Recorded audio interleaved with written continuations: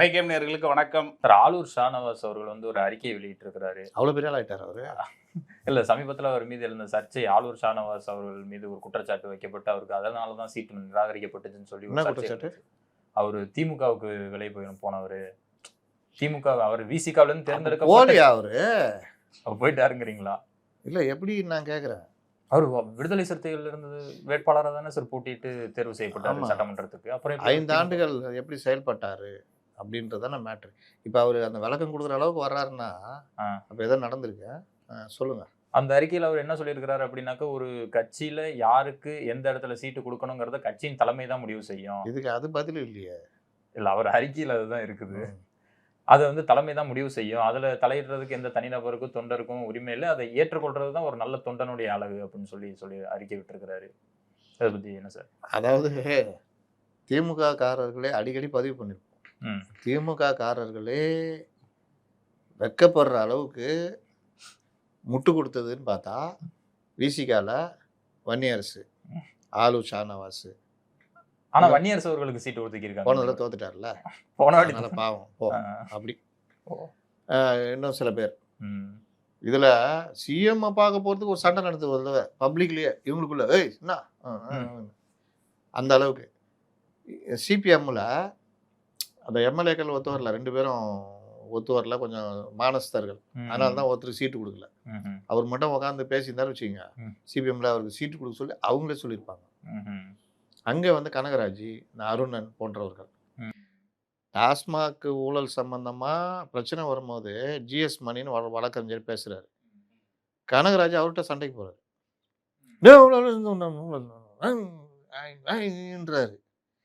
இவ்வளோ கோபம் வருது. அதுல நடந்தது என்னன்னு வெளியே கொண்டு வந்தது உங்க சங்கத்து ஆளுங்க தானப்பா, அவங்களுடைய சிஐடி சங்கத்து ஆளுங்க தான். இவ்வளோ கோபம் வருது. அங்கே அந்த அவர் ஜிஎஸ் மணி மறந்துட்டார் போல. வேற யாரும் இப்போ நானாக தான் கேட்டிருப்பேன், யாருங்க வெளியே கொண்டு வந்தது, பாட்டிலுக்கு 10 ரூபா மேட்டர் யாருங்க வெளியே கொண்டு வந்துன்னு கேட்டிருப்பேன். அதனால் அது இந்த மாதிரி வெக்கப்பட்டு கூனி குறுக மர என்ன இது நம்மளை விட அப்படின்ற அளவுக்கு இவங்க நடந்துட்டாங்க. இதை விட கொடுமை, புதுசாக ஒருத்தரை கூட்டு வந்து உட்கார வச்சு இவர் எந்த கட்சி எம்எல்ஏன்னு கேட்டால் இது என்னங்க இது திமுக எம்எல்ஏங்க அவர் அப்படின்ற அளவுக்கு பேசுனாங்க. இதையும் தாண்டி புனிதமானது ஒன்று இருக்குது. புனிதமானது? ஆமாம். என்ன புனிதமானதுன்னா, இந்த ஆதவ அர்ஜுனா வந்த அப்புறம் இந்த டீம் எல்லாம் எதிர் டீம் ஒன்று சேர்ந்துச்சு. அதுக்கு தூபம் போட்டது டிஎம்கே சைடில். கட்சியே இவர்கிட்ட இல்லைன்ற மாதிரி போயிடுச்சு. ஆதவ அர்ஜுனா அந்த புத்தக வெளியீட்டு விழாக்கு இது பண்ணி எல்லாம் பண்ணுறாரு. இவரை கூப்பிட்றாரு, அண்ணா போறியாண்ணா? அம்மா போகலாம் அண்ணா, நம்ம ஆசான், நானே 2 கட்டுரை எழுதிக்கிறேன். போனேன். என்னப்பா அவங்க துணியை மாறுது ஒரு மாதிரி. இல்லைண்ணா போனேன் என்னமோ நடக்க போகுது போல இருக்குது. இல்லைண்ணா போயிட்டு வாண்ணா அப்படின்னு. அப்புறம் பார்த்தா இவர் அவர் தானே ஆதவ அர்ஜுனா துணை பொதுச் செயலாளர்னா. சரிண்ணா போயிட்டு வாண்ணா. என்னப்பா எப்படி பேசுறீங்க அப்படின்னு. அவர் கொஞ்சம் பயந்த சுபாவம் தான் திருமாவளவன், ஒரு நாகரிகமான தலைவரும் கூட. அதனால் அவர் என்னடா இது அப்படின்னு யோசிச்சு பார்த்தா விட்டா இவரை தட்டி விட்டு பண்ணுற அளவுக்கு ரெடியாக இருக்குது. அவர் பார்த்தாரு, அந்த கூட்டத்திற்கு நான் செல்வதற்கு பின்னால் ஒரு அரசியல் சதி இருக்கிறதுன்ட்டாப்புல. அவர் மனசுக்கு நினச்சி இதுதான் வேட்டா, நான் போனால் எதாவது பண்ணீங்கன்னு தெரியும் அந்த சதி. அதை தெரிந்து நான் முடிவெடுத்துட்டேன். வெளியிலேருந்து பார்க்குறவனுக்கு அந்த கூட்டத்தில் ஏதோ சதி இருக்குது போல், அதனால தான் அப்படின்ற மாதிரி இதாச்சு. லாஸ்ட்டில் அவர் கூட்டத்துக்கே போக விடாமல் பண்ணிட்டாங்க. அப்போயே அவர் முடிவு பண்ணிட்டாரு, இந்த அளவுக்கு போயிட்டீங்களா, சரி பார்த்துக்கிறேன். அனைமாத்தோட ரவிக்குமார் கூட சீட்டு இருக்காது, எம்பி சீட்டு. வேட்டாயிட்டு நான் பார்த்துக்கிறேன் அப்படின்ற மாதிரி போச்சு. அதனால் இந்த விவகாரத்தில் ஆலூர் ஷானவாஸ் போன்றவர்கள் கிட்டத்தட்ட திமுக இதாக மாறிட்டாங்க. அந்த குற்றச்சாட்டு வரும் பொழுது அதற்கு மறுப்பு தெரிவிக்கிறேன்னு அதுக்கு பதில் சொல்லலை. நான் எங்கள் கட்சியுடைய நிலைப்பாட்டை பேசினேன்னு அவரால் சொல்ல முடியாது. ஏன்னா அவர் அங்கே போய் சண்டை போட்டது பேசுனது எல்லாம் திமுகவுக்கு முட்டு கொடுத்து தான். பட்டிமன்றங்கள் மற்ற இது திமுக கூட்டங்களில் போய் கலந்துக்கிறது.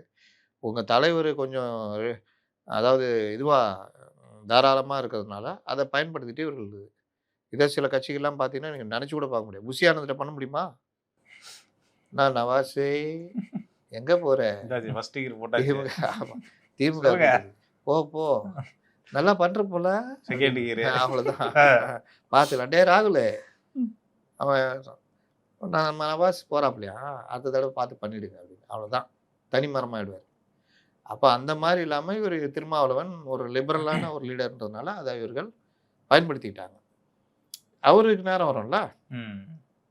சீட்டு தான் குறைச்சி கொடுத்தா கூட்டி கொடுத்தா அதெல்லாம் யார் முடிவு பண்ண நான் தான் அப்படின்ற மாதிரி. ம்.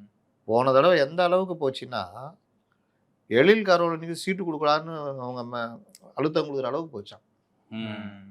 விசிகால எந்த வேட்பாளருக்கு கொடுக்கணுன்ற அளவு ஒரு நண்பர் சொன்னார். அதுக்கப்புறம் எழில் கரோலினி கொடுத்ததை கேன்சல் பண்ணிட்டு கௌதம் சென்னா கொண்டு வந்தாங்க. அவரும் தோத்துட்டார் பாவம். அப்போ இந்த மாதிரி இந்த தடவை கொடுத்துருக்காரு. அப்போ பேட்டா நீ வேணான்னல்ல இப்போ பாரு அப்படின்னு கொடுத்துட்ருக்காரு. கூடவே இவங்களோட சேர்ந்து அந்த வாரிசு இது வந்துச்சு இல்லை, அதனால் அக்கா பொண்ணுக்கு ஒன்று கொடுத்துட்டாரு மாலதின்னு இது.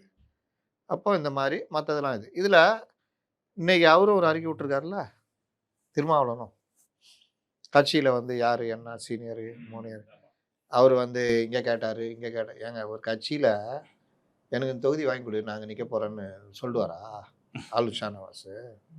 எப்படி சொல்ல முடியும்? எல்லாம் உருட்டு. நாகப்பட்டினம் இவங்களுக்கு இல்லைன்னு திமுக எப்படி ஆயிடுச்சுன்னா, இந்த தடவை அவங்க எல்லாம் போய் சொல்கிறாங்க, தலைவரே அவங்களுக்கே குத்துனுக்குறீங்களே தலைவரை, நாங்கள் எப்போ தலைவரை கட்சிக்காரன்னு ஒருத்தங்கிறோம், எதுக்கு தலைவரை? அப்படியா, உங்கள் கோரிக்கை ஏற்கப்படுகிறது, போயிட்டு வாங்க, சந்தோஷமாக போயிட்டு வாங்க. ஐயா தலைவர்கிட்ட பேசிட்டோம், இந்த தடவை கூட்டணி கட்சிக்கார தொகுதி கிடையாது அப்படின்ட்டு அவங்களும் கட்சிக்காரங்க. ஆனால் அதுக்கு பதிலாக மனிதநேய மக்கள் கட்சிக்கார தொகுதி.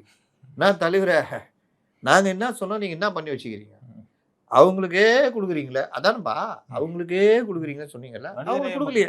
சிதம்பரம் தலைவர் சிதம்பரம் இல்லையா? யாருக்கு? மனிதநேய தமிழ்மணன் ரெண்டு. அது வந்து மனிதநேய ஜனநாயகம் ஜவஹர்லால்.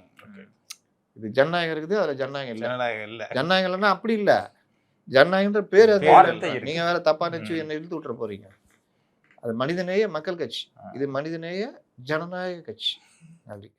அப்போ என்ன ஆயிடுச்சு, என்ன தலைவரை இந்த மாதிரி பண்ணிட்டீங்க, நாங்கள் அவங்களுக்கே கொடுக்குறீங்கன்னா, ஆமாப்பா அவங்களுக்கே கொடுக்குறேன்னு, அவங்களுக்கு கொடுக்கல, இந்த இவங்களுக்கு கொடுத்துக்கிறேன் தலைவர். அப்போ எங்களுக்கு எப்போ தான் கொடுக்க போகிறேன்? ரொம்ப பேசுகிற மாதிரி இருக்குது. இல்லை தலைவரை என்ன செய்யணும் தலைவரை, போய் வேலை செய்ப்போம். அப்போ என்ன ஆகுதுன்னா, திமுக அந்த லேயர் இருக்குல்ல, அந்த லேயர் சிஸ்டம், அதில் கீழே இருக்கிறவன் அப்படியே இருந்துன்னு தான் இருக்கணும், வரவனுங்களாம் வேலை செய்யணும். இந்த கோபம் எல்லா இடத்துலையும் எதிரொலிக்கிறது. நீ பல இடங்கள்ல பேட்டா நீ எப்படி ஜெயிக்கிறேன்னு பார்க்குறன்ற மாதிரி. அதில் நாகப்பட்டினத்தை அங்கே தள்ளி விட்டாரா, இவங்களுக்கு வேற எது கொடுத்துட்டாங்க. அதை வாங்கிட்டு அவர் நாகப்பட்டினமே இருந்திருந்தா கூட அப்துல் ரஹ்மான் தான் நின்றுப்பார். அந்த திருமாவளவனுடைய அறிக்கையில் பார்த்தீங்கன்னா, ஏதோ ஆலூர் சாவனாஸ் பெரிய தலைவர் மாதிரியும் அப்துல் ரஹ்மான் ஒரு ஜூனியர் மாதிரியும் ஒரு தோற்றம் வருதா? படிக்கிறவங்களுக்கு அப்படிதான் தோணும். ஆக்சுவலாக அது இல்லை, அப்துல் ரஹ்மான் தான் பெரிய ஸ்தாபன லீட்டருங்க. அதாவது சில பேர் வெளியே தெரிய மாட்டாங்க, பார்ட்டிக்குள்ள தெரியும் இது பெரிய ஆளு. அந்த கேமரா லைட் இல்லாத ஒரு நபர். சில பேருக்கு அந்த இது தெரியாது. சில பேர் பார்த்தீங்கன்னா ஆஃபீஸ்லேயே கூட கம்முன்னு வேலை செஞ்சுனா இருப்போம். சில பேர் பார்க்கும்போது நமக்கு ஐயோ பயங்கரமா ஆஃபீஸே இவரால் தான் போலப்பா அப்படின்னு. அவன் பார்த்தா கம்முன்னு வேலை செஞ்சுட்டு இருப்பான். ஒரு பிரச்சனை வச்சுச்சிங்க, இவன் ஆய்வு நல்லா அவன் முதல்ல இதாகிடுவான். அந்த கம்முன்னு தான் பாருங்க, அவன் வந்து என்ன பிரச்சனை எது பண்ணிட்டான் சார், இதுதான் அவ்வளோதான். நான் என் அனுபவத்தில் பார்த்துருக்கேன். ஒரு நிறுவனத்தில் ஒரு 4-5 விஷுவல் எடிட்டர், ஒருத்தன் இடியே விழுந்தாலும் அவன் வாட்டில் வேலை பார்த்துன்னு இருப்பான், கம்முன்னு உட்காந்து இப்படியே வேலை பார்த்துட்டு இருப்போம்.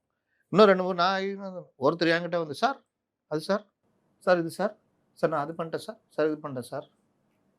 சரி நைட்டு கம்பெனி வாங்கினதை எடுத்துகிட்டு போவார், 11 மணி இருக்குன்ட்டு. இது பார்த்தா நீ உங்களுக்கு என்ன தோணும், காலைல வரான் நைட்டு வரைக்கும் உழைக்கிறோம், இவ்வளோ நேரம் வேலை செய்கிறோம், பஸ்ஸுலாம் இருக்காது, வண்டி எடுத்துகிட்டு போவான். இப்படிதான் நினைப்பீங்க, நான் அப்படி நினைக்க மாட்டேன். வேற எப்படி நினைப்பீங்க? அதான் நீங்கள் தனியாக பார்ப்பீங்களே. நமக்கு வந்து பேட்டா ஏதோ இருக்குது இதில் உள்குத்துன்ட்டு எக்ஸல் ஷீட்டு போடுறான்ட்டு போடு. ஒரு வீடியோ எவ்வளோ நேரம் எப்போ வருது, எப்போத்துலேருந்து ஒர்க் பண்ணுறீங்க, என்னென்ன பண்ணீங்க, எதுக்கு எவ்வளோ நேரம் ஆச்சு. பார்த்தா அண்ணன் வந்து 5:30-6 மணி வரைக்கும் வேலை செய்கிறதே இல்லை, சும்மா உட்காந்து அப்படி சுற்றுறது இது பண்ணுறது எல்லாம். இத்தனைங்க நான் கேமரா பார்த்துக்கிட்டு இருப்பேன். இதெல்லாம் மீறி அவன் பண்ணியிருக்கானா எவ்வளோ இப்போ ஜெகஜால கில்லாடியாக இருப்பான். அதுக்கப்புறம் கூப்பிட்டு என்ன ராசா இது 5:30 வரைக்கும், அப்புறமா உட்காந்து ஸ்டெப் பண்ணிட்டு கம்பெனி வண்டி வரை எடுத்துகிட்டு போகிறேன், என்ன நினச்சிட்டு இருக்கிறேன் அப்படின்னோன்னா, மறுநாள் வந்து தம்பி எஸ்கேப்.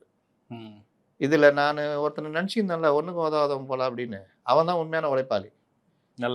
நல்லா வேலை பார்த்ததையும் இவங்க வந்து ஒரு 2-3 பேர் இவங்க பார்த்துன மாதிரி காமிச்சிருக்காங்க. இதுதான் அப்போவுமே இது வந்து எல்லா இடத்துலையும் இது நடக்காது. ரொம்ப பேர் முதலாளிகளை இல்லை மேலே இருக்கிற மேலதிகாரிகளை புகழ்ந்துருவாங்க எடுத்த உடனே. புகழ்ந்தோடனே இவர் இதாகிடுவார். எவ்வளோ நல்ல டைப்பு தெரியுமா, இவ்வளோ நாளாக எங்கேப்பா நீ இருந்த அப்படின்னு. ஆனால் அவன் வேலை செய்ய மாட்டான். எப்போ வந்தாலும் சார் ஷர்ட் வேறு மாதிரி சார் அது சார் சார்னு அவர் அப்படியே இதாகிடுவார். அந்த மாதிரி போக்குள்ள ஆட்கள் இருக்கிறாங்க. அந்த மாதிரி தான் இந்த ஆளுட் ஷாவ்னாஸ் மாதிரி ஆட்கள்லாம் வெளியில் போய் இது பண்ணுறது, தன்னை உயர்த்திக்கிறது. ஸ்தாபன வேலை இருக்குல்ல, கட்சியை வளர்க்குறது, கட்சிக்குள்ள பிரச்சனை, கட்சிக்கு நிதி கொண்டு வருது, இந்த மாதிரியில் பார்க்கும்போது தம்பி ஃபெயிலு. ஆனால் அப்துல் ரஹ்மான் வேலை செய்கிறாரு. இன்னொன்று, அப்துல் ரஹ்மானுக்கு தான் முதல் சீட்டு கொடுக்கப்பட்டது. அவருடைய இன்னொரு நண்பருக்காக விட்டு கொடுத்துருக்காரு. அது அவருக்கு எம்எல்ஏக்கு வரும்பொழுது பிரச்சனையானதில்ல. அந்த கேப்பில் வந்தவர் தான் ஆளுட் ஷாநவாஸ். எம்எல்ஏ ஆனவுடனே தோற்றம் ஒன்று இருக்குல்ல, நம்ம ஊரில் விளையாடுறோம் போய் சொல்ல மாட்டேன் நம்புவாங்கல்ல, இது எல்லாத்தையும் வச்சுக்கிட்டு வன்னியரசு தோற்று போயிட்டாரு. பாலாஜி, செய்யாறு பாபு இவங்கெல்லாம் ஜெயிச்சாங்க. இப்படி ஓடிச்சு. அதனால் இந்த தடவை தான் நடந்தது. அதனால் இந்த ஆளுட் ஷாநவாஸ் சொல்கிறதெல்லாம் உருட்டு. இவங்க என்னென்ன பண்ணாங்கன்னு தெரிஞ்சு தான் திருமாவளவன் தூக்கி விட்டுருக்காரு. இன்னைக்கு திருமாவளவன் ஒரு இது அறிக்கை விட்டுருக்காரு, பார்த்தீங்களா? சொல்லுங்க. பொற்கொடி ஆம்சாங்க்கு அதை வாழ்த்து ஆதரிக்கிறேன். கேட்கும்போது சொன்னீங்களா? அவர்களுடைய பொது வாழ்க்கைக்கு வந்ததை நான் ஆதரிக்கிறேன். அவங்க தைரியமா இருக்கணும். அதிமுக சீட் கொடுத்ததை ஆதரிக்கிறேன். ப்ளஸ் ஒரு எச்சரிக்கையும் கொடுத்துருக்காரு. அவங்க உயிருக்கு ஆபத்து இருக்கு, ஜாக்கிரதையா இருக்கணும். அவங்க மாதிரி தலைவர்களுக்கு அதிமுக ஒரு ஸ்பேஸ் கொடுத்துருக்குன்றார். அதை நான் வரவேற்கிறேன். அதை ரஞ்சித் அவர்களுமே வரவேற்றிருக்கிறார்.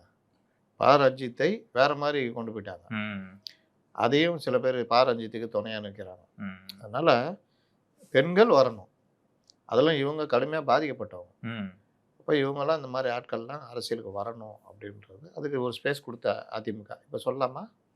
கேட்குறீங்க, நீங்கள் தானே சொல்கிறீங்க. ஏதாவது சொன்னால் அதிமுக இது பண்ணுறீங்கன்றீங்களா? அதுக்கு தான் பர்மிஷன் கேட்டுக்கிறேன். சொல்லலாம். பர்மிஷன் கொடுத்து நீங்கள் திரும்பவே பண்ணுறாரு. நம்ம பண்ணால் நீங்கள் அவ்வளோ கோச்சிக்கிறீங்க. நான் எங்கே சார் கோச்சிக்கிறேன்? கமெண்ட்ஸில் மக்கள் கோச்சிக்கிறாங்க சார். எங்கேயுமே கிடையாது, யாருமே கோச்சிக்கலையே. கேட்குறாங்க சார். என்ன கேட்குறாங்க?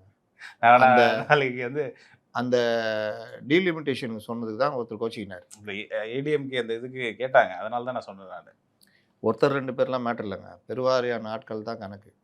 ஆனால் அந்த ஒருத்தர் 2 பேரையும் மதிக்கிறோம். அவங்களும் முக்கியம் தானே நமக்கு. டீலிமிட்டேஷன் பற்றி ஒருத்தர் போட்டிருக்காரு, உங்களுக்கு என்ன தெரியுமா அப்படி இப்படின்னு. தெரியாமையா நான் பேச போகிறேன்? டீலிமிட்டேஷனு வரப்போகிறது 2035 வரப்போகுது.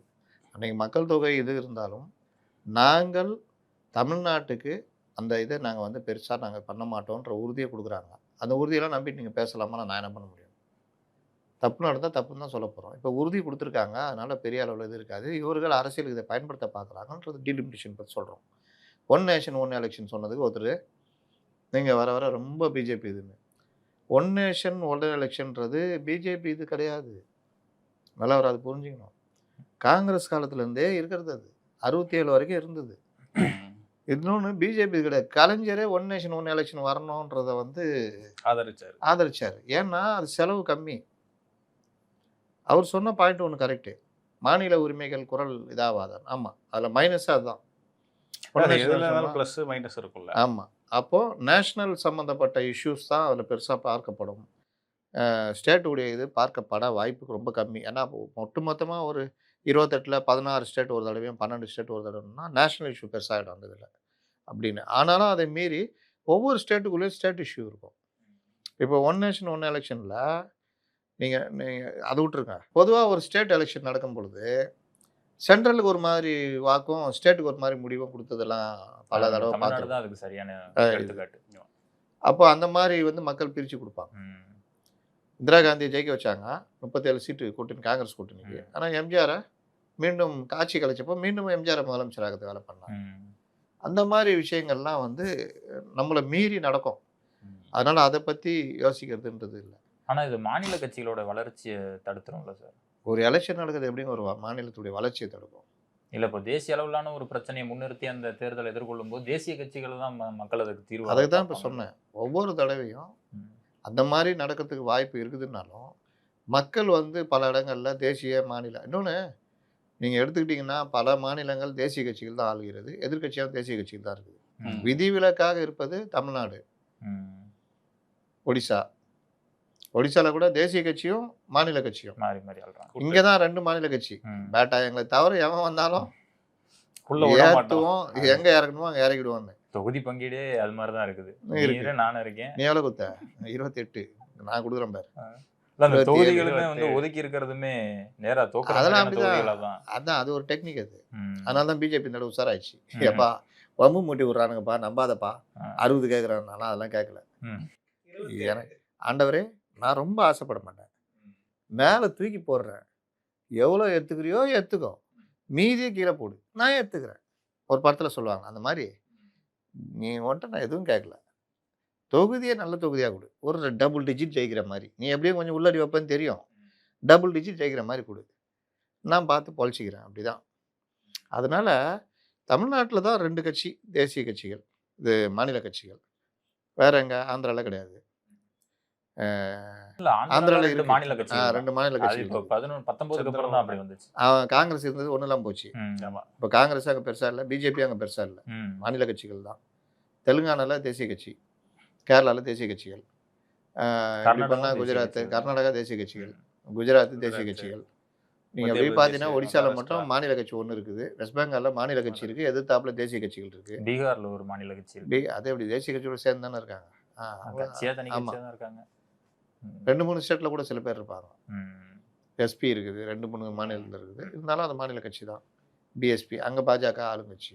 உத்தரப்பிரதேசில், மத்திய பிரதேசம், ராஜஸ்தான் எல்லாம் பெரும்பாலும் எடுத்துக்கிட்டீங்கன்னா அந்த மாதிரி. அதனால நீங்க சொல்ற அந்த பாயிண்ட் வந்து பெரும்பாலும் எடுபடாது. தமிழ்நாட்டுக்கு வேணா எடுப்படும். ஆனால் தமிழ்நாட்டிலே 2 முடிவு கொடுத்துருக்குது. இது வரலாறுலாம் உண்டு.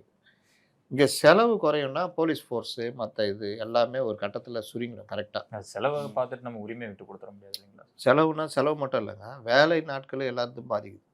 ஒரு திட்டம் இருக்க வச்சுக்கோங்க, தேர்தல்னா தேர்தல் வந்து 2 மாதம் 3 மாதம்னா அந்த திட்டம் அந்த ஸ்டேட்டுக்கே போகாது, லேட் ஆகும். ஒன்ஸு முடிச்சிட்டிங்கன்னா ஒரு பஞ்சு தூக்கி வச்சிட்டிங்க, இந்த பஞ்சுக்கு அந்த பஞ்சுக்கு எந்த பிரச்சனையும் போய்கிட்டு இருக்கும். இந்த பஞ்சுக்கு மட்டும் 2-3 மாதம், அப்புறம் இந்த பஞ்சு இதாகிடும். அந்த பஞ்சுக்கு வந்து ஒரு 2 வருஷம் கூட எழும். அப்போ பார்த்தீங்கன்னா டோட்டலாக ஒரு 2-3 வருஷம் எல்லாருக்குமே ஃப்ரீயாக ஒர்க் பண்ணிகிட்டு இருப்பாங்க. அந்த மாதிரி பல விஷயங்கள் இதில் இருக்குது.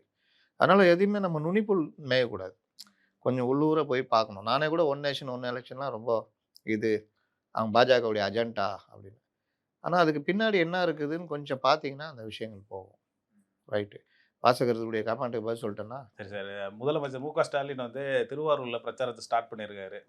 வழக்கமாக ஏடிஎம்கே வந்து தாக்கி தான் பேசியிருக்காரு. தாக்குறதுக்கு ஏடிஎம்கே, எதிர்க்கிறதுக்கு பாஜக. ஏடிஎம்கேவும் திமுக தாக்குது இல்லை, டிவிகேவை தாக்குது, எல்லாம் மாற்றி மாற்றி தானே பண்ணுவாங்க. என்ன கேட்குறாங்க, ஜோடி போட்டுக்கலாம் வா, நாங்கள் என்ன பண்ணோன்னு சொல்கிறோம், நீ என்ன பண்ணணும்னு சொல்லு, 2 பேரும் ஜோடி போட்டுக்கிறாங்க. ஆனால் இவர் அதை தோறதே இல்லை, டெல்லிக்கும் தமிழகம் தான் மோதல்றாரு. ஆனால் அவரே என்ன வாய் விடுறாருன்னா, இது வந்து சட்டமன்ற தேர்தல் தானே, ஆனால் பாருங்க இவங்க வந்து அங்கே போய் இது பண்ணுறாங்க, அப்படி பண்ணுறாங்க, இதுதான் சொல்கிறாரு. அதுக்கு ஏன் என்ன காரணம் சொல்கிறாருன்னா, இப்போ தலைமை வந்து அதிமுக தான் சொல்கிறீங்க, ஆனால் ஒவ்வொன்றுத்துக்கும் டெல்லி போகிற மாதிரி தானே இருக்குது, பாஜக கிட்ட போய் கேட்குற மாதிரி தானே இருக்குது, தொகுதி பிரிக்கிறதுலேருந்து சூஸ் பண்ணுறது வரை அப்படின்றாரு. கனிமொழி எங்கே போனாங்க? உங்களுக்கு வந்தா ரத்தம், மற்றவங்க வந்தால் தக்காளி சட்னியா? இல்ல சார், அங்க போறாங்கன்னே வச்சுப்போம், இங்க போகலன்னு சொல்றீங்கல்ல, என்ன அர்த்தம் சொல்றீங்க? எதுக்கு போனாங்க? கூட்டணியில இருந்து ஒரு எம்பி போயிருக்காங்க, இங்க தலைவரே போய் பாக்குறாரு. தலைவரே இன்னொரு தலைவரை போய் பாக்குறாரு. அதுக்கு முன்னாடியே அவர்களுக்குள்ள பேச்சுவார்த்தை நடந்துச்சு. அந்த தலைவரும் இங்க வந்தாரு. அதே மாதிரி அப்பாயின்மெண்ட் 10:30 மணிக்குன்னா இவர் ஒரு 7 மணிக்கு போயிட்டாருன்னா என்ன ஏய் வாயா வெளியா வந்துட்டேன் டெல்லிக்கு நான் சொல்ல முடியும்? வெயிட் பண்ணி 10:30 மணிக்கு தான் போக முடியும். 2 மணி நேரம் காத்திருந்த எடப்பாடி பழனிசாமி மூஞ்சி தோடிச்சாங்கன்னா இப்படி ஸ்ட்ரைட் வியூவில் வருது காரு, கேமரா காமிக்கிறான், சாதாரணமாக உட்காந்துட்டு வர்றாரு. போகும்போதே சொல்லிட்டு தான் போகிறார், அவரை போய் பார்க்க போகிறேன்னு சொல்லிட்டு. அப்போ வரும்போது அவர் தானே வருவார், அப்புறம் எதுக்கு முகத்தை முடிச்சுட்டு வருவார்? மூஞ்சி தோடிச்சோன்னா முகத்தை மறைத்து கொண்டே இது உடனே இங்கே இவர் உதயநிதி எழுத்தாராம், காலும் காரும். இவரை நினச்சாலே காலும் காரும் தான் ஞாபகம் வருதான். தலைவரே கா கா சூப்பராகுதே, ஏய் 10 ரூபா இன்க்ரிமெண்ட் போடுறான் அவனுக்கு, அவன் பக்கத்தில் யோசிப்பான், அடுத்த தடவை நான் எப்படி எழுதுறேன் பாரு. அப்போ இந்த மாதிரி வார்த்தைகள், இந்த மாதிரி டீஃபேம் பண்ணுறது மூலியமாக ஒரு இதை கொண்டு வர்றது தான் இவர்கள் பண்ணுறது. ஒரு கட்சி இணைஞ்சி நீங்கள் நல்லா பார்க்கணும், இவர்கள் சொன்னதெல்லாம் பார்த்தீங்கன்னா பயங்கரமாக ஏதோ அடிச்சுக்கு போகிறாங்க, பெரிய பிரச்சனை, பாஜக தான் சீட்டை கொடுக்குது, அப்படின்ற மாதிரிலாம் பேசினாங்க. ஆக்சுவலாக நான் விசாரித்த வரையிலும் இங்கேயே அவர்கள் சீட்டு இதெல்லாம் முடிச்சிட்டாங்க. ஆரம்பத்தில் 25 தொகுதி முதற்கொண்டு முடிச்சிட்டாங்க. 25 தொகுதி ரிலீஸ் பண்ணல. அது இல்லைங்க, தொகுதி பிரிக்கிறது. 25 தொகுதி உங்களுக்கு, எங்களுக்கு இவ்வளோ, அதெல்லாம் பிரிச்சுட்டாங்க. நடுவில் விஜய் வர மாதிரி இருந்தோடனே அப்படியே ஸ்டாப் பண்ணாங்க. விஜய் இல்லைன்றதை முடிவு பண்ணுறதை எடப்பாடி தான் முடிவு பண்ணார். ஒரு கட்டத்தில் அப்படின்னா நீங்களே கொடுத்துங்க, நான் இவ்வளோ நின்றுக்கிறேன்னு தான் அவங்களும் ஸ்டார்ட் பண்ணாங்க. அதற்கு பிறகு 25ன்றது 33 வரைக்கும் போச்சு, 34, 35 வரைக்கும். அதில் ஒரு ரொம்ப புத்திசாலித்தனமாக கேள்வி கேட்குறாங்க. ஒரு கட்சி என்றால் அந்த கட்சி சின்னத்தில் அல்லவா நிற்க வேண்டும், தாமரையில் நிற்கிறார்களே, எதில் நின்னா உங்களுக்கு என்ன பாயிண்ட் தானே அது. அவரு என்ன பண்றாரு, 5 தாமரை ரைட்டு, இந்த 5 தொகுதி தான் கொடுக்குறாரு. வெற்றி வாய்ப்பு ஏடிஎம்கேக்கு அதிகமா இருக்குன்ற பட்சத்துல இரட்டை இலையில நிக்கலாம்ல. அது இவங்களுக்கு தாங்க அந்த பிரச்சனை. இருக்கிறவங்க எல்லாம் ஏமாத்தி இதை பாருங்க, பாவங்க அவர். இல்ல சார், வாக்கு வங்கி பாஜக கூட கம்பேர் பண்ணும்போது ஏடிஎம்கேக்கு அதிகமா இருக்குன்ற பட்சத்துல இங்கதானே வெற்றி அதிகமா இருக்கு. ஏடிஎம்கேக்கு பாஜகவை கம்பேர் பண்ணும்போது அதிகமா இருக்கிற பட்சத்துல ஏடிஎம்கே ஏன் பயப்படணும்? அதனால உங்களுக்கு இன்னும் கொஞ்சம் சரி ஓகே. அது ஒண்ணு. இன்னொன்னு வந்து என்னன்னா, அவங்க வந்து நாங்க பாஜக இதுல நின்னுக்கிறாங்க, இலை கீழே போயிடும், தாமரைனா மேலே தெரியும் சார், நான் என்ன பண்ண முடியும், ரைட் போய் நின்னுங்க, அந்த ஒரு அட்ஜஸ்ட்மெண்ட் இருக்குல்ல, அதை வந்து இவர் அடிமைத்தனன்ற மாதிரி சொல்றாங்க. ஆனா இங்க அடிமைத்தனமா அண்ணா வால்லாம் தூக்கிட்டு நின்ன தளபதியாக நிற்பேன்னு அது பின்னாடி நின்னா நான் முடிச்சிட்டேன்.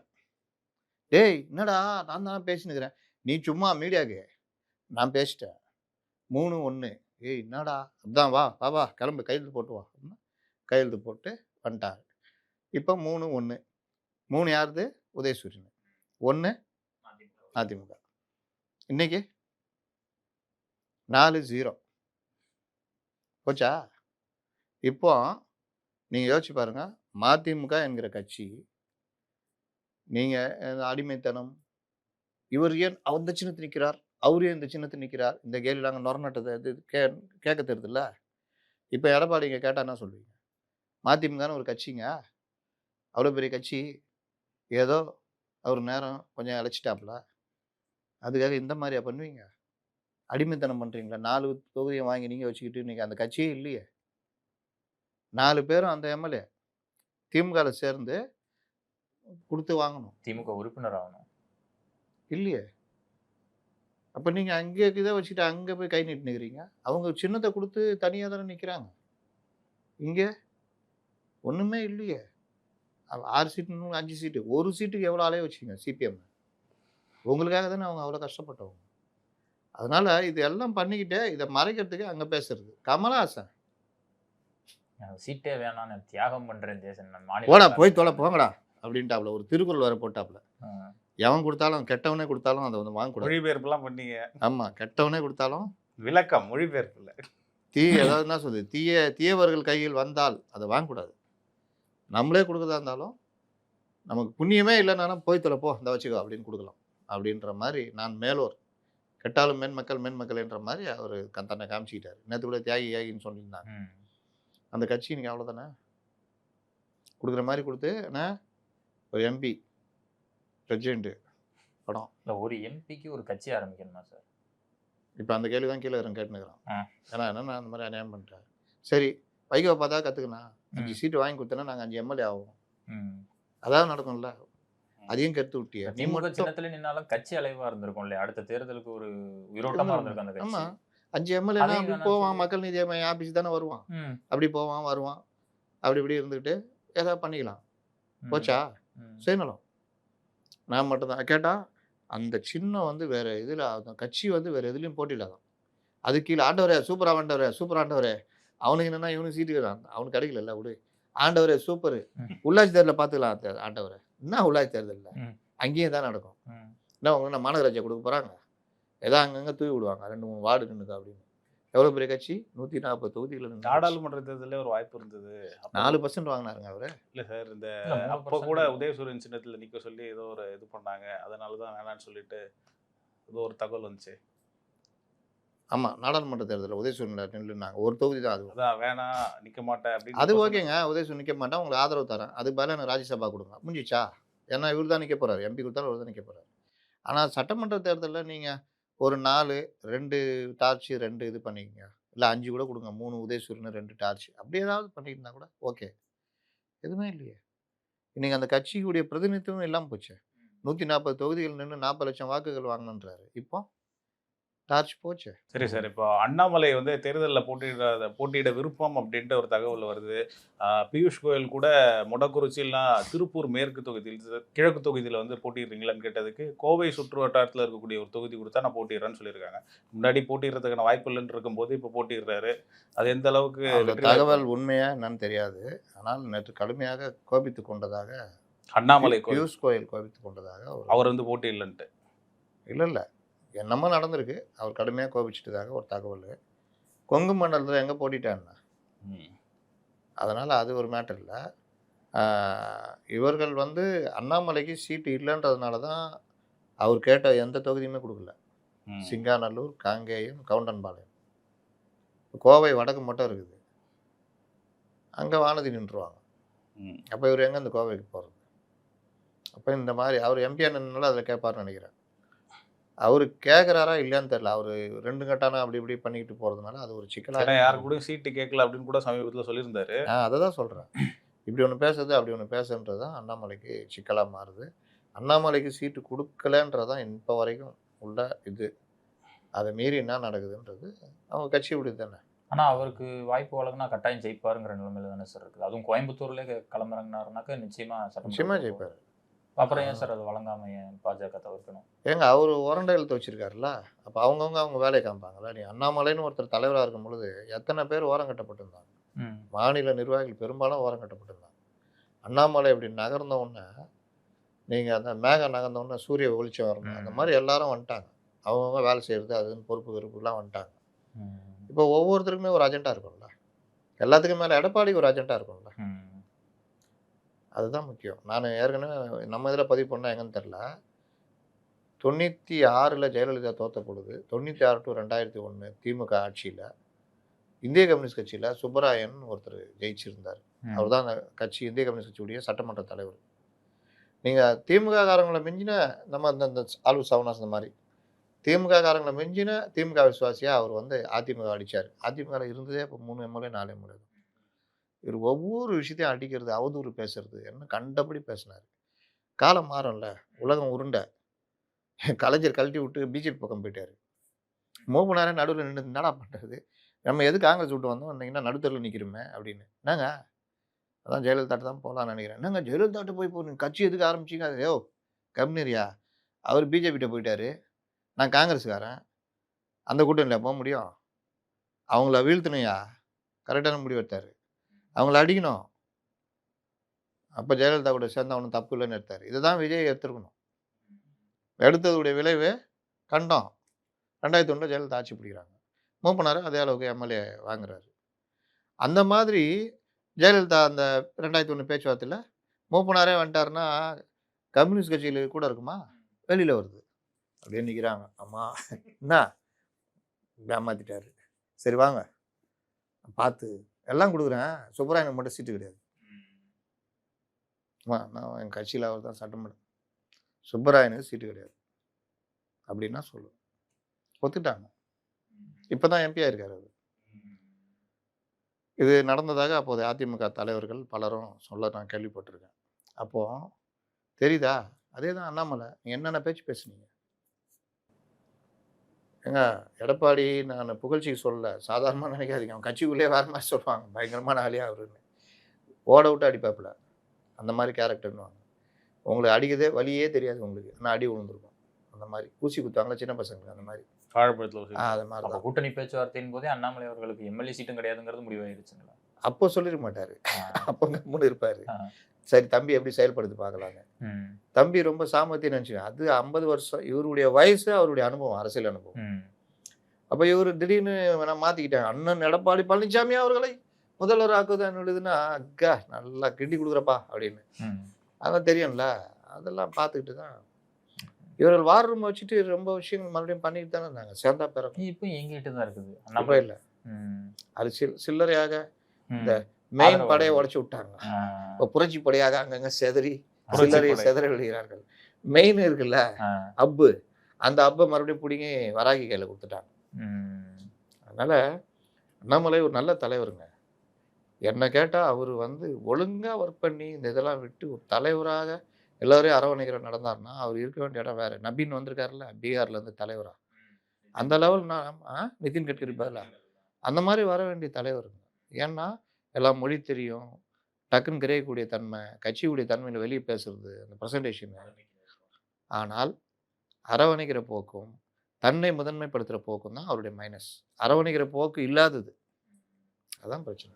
உங்களை எனக்கு பிடிக்கல. அவருடைய தலைமையில புதிய தலைவர்கள் உருவானாங்க இல்லையா சார்? ஐயோ, அமர் பிரசாத் ரெட்டி இந்த மாதிரி தானே. அஸ்வத்தாமன் அவர்களா இருக்கட்டும், இல்ல தென்காசி அஸ்வத்தாமன்லாம் ஒரு வாரத்துக்கு முன்னாடி தான் கட்சியில் இருக்கிறாரு.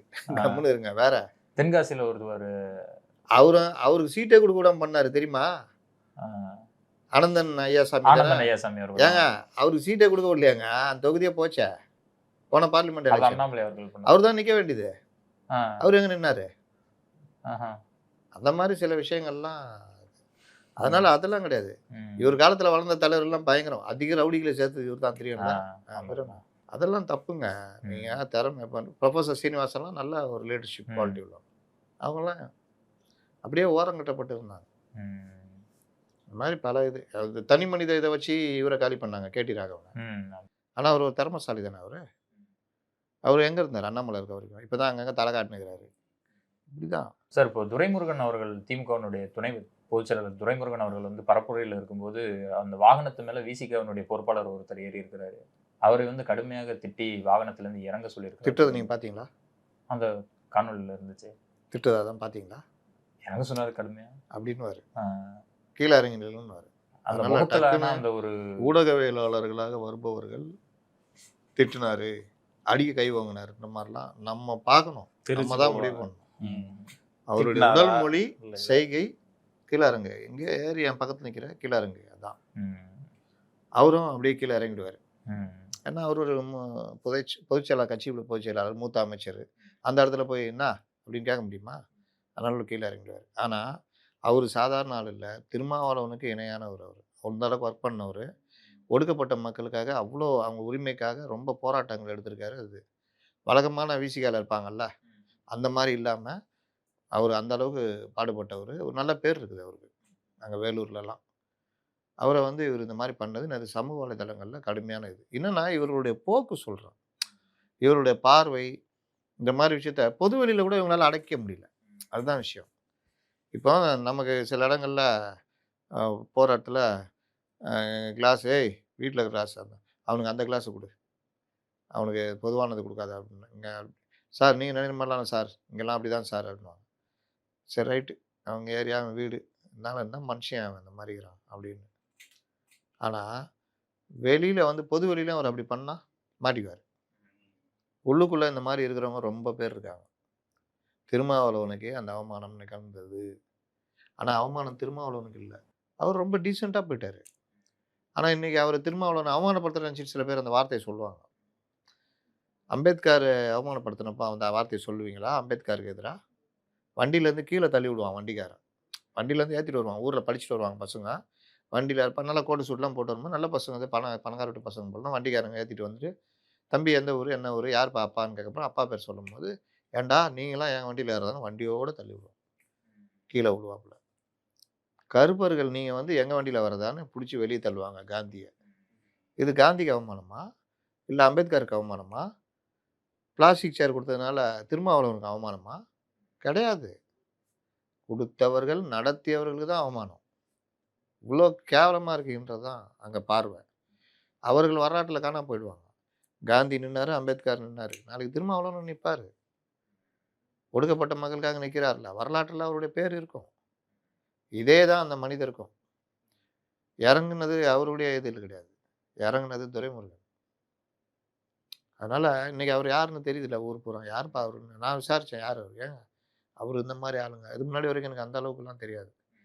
அப்போது இந்த தன்மை வீட்டுக்குள்ளே இல்லாமல் வெளிப்படுதில்ல. அப்போ இதுதான் ஆதிக்க புத்தி, இது இவர்களுடைய கைவந்த கலை. ஆனால் சமூக நீதினு வாங்க மேடையில் பேசும்போது பார்த்தீங்கன்னா சமூக நீதி கூட ஒன்று பேசுகிறார்ல, ஏப்ரல் 1ன்றதுனால யாரும் கண்டுக்கல போல, யார்கிட்டையாவது ஒரு பைசா கை நீட்டி நான் வாங்கியிருப்பேன்னு சொல்ல முடியுமா அப்படின்னாரு. என்னடா இதுன்னு பார்த்தா இன்னைக்கு ஏப்ரல் 1, ஓ சரி சரி நம்மளெல்லாம் ஃபூல் ஆகிறான்ட்டு போயாச்சு. இந்த மாதிரி விஷயங்கள்லாம் அந்த அவர்கள்ட்ட அந்த ஆதிக்க இது உண்டு. இந்த குழந்தைகள்கிட்ட பழகுறதுன்றது ஒரு இயல்பான இது. அது இப்போ நான்லாம் சில இடங்கள்லாம் போனால் குழந்தைங்களோட அப்படியே இதாகிடுவேன், மிங்கிள் ஆகிடுவேன். என்ன இது அப்படின்னா, ஸ்கூல் போலியா, என்ன ஆச்சு, டீச்சர் எப்படி அப்படின்னா, அது என்ன நினச்சிக்கோங்க, நம்ம ஈக்குவல் பண்ணிட்டாண்டா அப்படின்னு ஜாலியாக பேசுவோம். அப்போ இன்னும் கொஞ்ச நேரத்தில் நீங்கள் பாருங்கள், நம்ம பேசிக்கிட்டு இருப்போம் சீரியஸாக வந்து அது மேட்டர் பேசும். அப்போ அப்பம்மா அப்படின்னு சொல்லாமல் கேட்டுட்டு இது பண்ணிட்டீங்கன்னா அதுக்கு ரொம்ப சந்தோஷமாக இருக்கும். இந்த தன்மை ரொம்ப பேருக்கு இருக்கணும். நீங்கள் குழந்தைங்க, அவங்க நமக்காக இருக்கிற குழந்தைங்க, அது எந்த குழந்தைங்களா இருந்தாலும் அவங்களுக்கு ஒரு பிஸ்கட் கொடுக்க சொல்கிறாங்க. விசிகா திமுக குழந்தை போலங்கிறீங்களா? இல்லைங்க, நம்ம முதல்வர் குழந்தைகளை ஹேண்டில் பண்ண சொல்கிறேன். எப்படிங்க கொடுத்தாரு பிஸ்கட்டு? தள்ளி விட்டாரு, போட்டாருங்க தூக்கி. அது அந்த ஒரு சந்தோஷமா ஆயிடுவோம். குழந்தைகளை பார்த்தா நம்ம சந்தோஷமா ஆயிடுவோம். குழந்தைகள், பூனைக்குட்டி, பறவைகள், இந்த மீன்கள் இதெல்லாம் பார்க்கும்போது அவங்களோட பார்த்து நீங்கள் அவங்களுடைய குடும்பத்தை பார்த்து சந்தோஷமாயிட்டீங்கன்னா அவங்களுக்கு நிம்மதி ஆகிடும் உடம்பு. ஒரு பூனையை வீட்டில் வளங்கன்றாங்க. அதுடைய சேட்டையெல்லாம் பார்த்தீங்கன்னா உங்களுக்கு மைண்டில் இருக்கிற எல்லாமே போயிடும், ஜாலியாக ஃப்ரீ ஆகிடுவீங்க. உலகத்தில் பெரிய விஷயம் என்னதுங்க? நம்ம நிம்மதியாக இருக்கிறது. நிம்மதி நீ துட்டுக்கிட்டலாம் மேட்டர் கிடையாது, நம்ம நிம்மதியாக இருக்கிறது தான். அப்போ தான் தூங்க முடியும், சாப்பாடு சாப்பிட முடியும், உடம்புல பிரச்சனை இல்லாமல் இருக்கும். அப்போ அதுக்கு நீங்கள் உங்களை எப்படி மாற்றிக்கணும். ஒவ்வொருத்தரும் ஒவ்வொரு இது வச்சுருப்பாங்க, தியானம் பண்ணுவாங்க, அது பண்ணுவாங்க. மீன் தொட்டியாக வச்சுக்கிறாங்க. கலைஞர் நிம்மதி எங்கே தேடினார்னா மீன் தொட்டியில் தான் தேடினார். மீன் தொட்டியில் போய் உட்காந்து வேடி பார்த்துட்டு இருப்பாராம். எங்கள் அந்த ஓமந்தூரார் அப்போ சட்டசபை, அது பழைய இதில் அங்கே பெரிய மீன் தொட்டியில் வேடி பார்க்கும். ஏன்னா மீன் பார்க்க உங்களுக்கு உளவியல் இதெல்லாம் அந்த மாதிரி. அப்போ குழந்தைகளை பார்க்கும்போது எப்படி இருக்கும்? கலாம் எங்கே தேடினாரு நிம்மதியை? குழந்தைகள்கிட்ட. இவர் அதனால நீங்கள் நடிக்கிறதுலாம் வெளிப்பட்டுரும், அதுதான் பிரச்சனை. அதனால் அங்கு வீழ்த்தப்பட்டது திருமாவளவனும் இல்லை அந்த கட்சியை சார்ந்த அந்த விசிக பிரமுகராக இல்லை, இவர்கள். அது அப்படிதான் பார்க்கணும்.